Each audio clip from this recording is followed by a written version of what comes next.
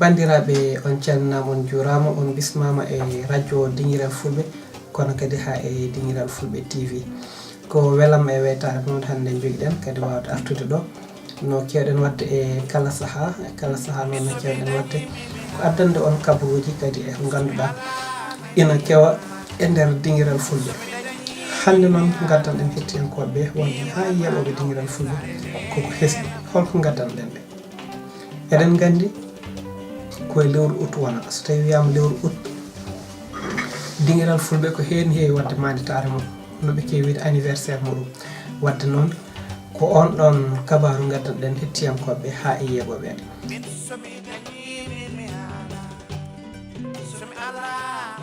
taw koye salmalten en bismima kala ɓi pullo jiɗɗo pulagu kono kadi notortoɗo kadi e inde pulagu o bismama toon to Korbe e Sol gam anniversaire radio Dinguiral Fulɓe kala to ɓi pullo woni on bismama hen ha nder tami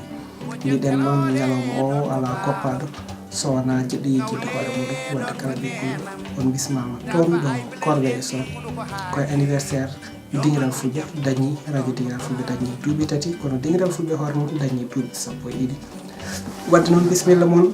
on beltanama ha nder tami en bismima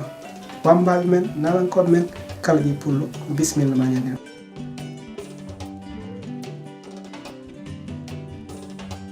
mbiɗen ko ñande samedi wonata so yi ha 14h ha 20h fulɓe foof noddama hen nalankoɓe men hakkete caggal en gandino programme o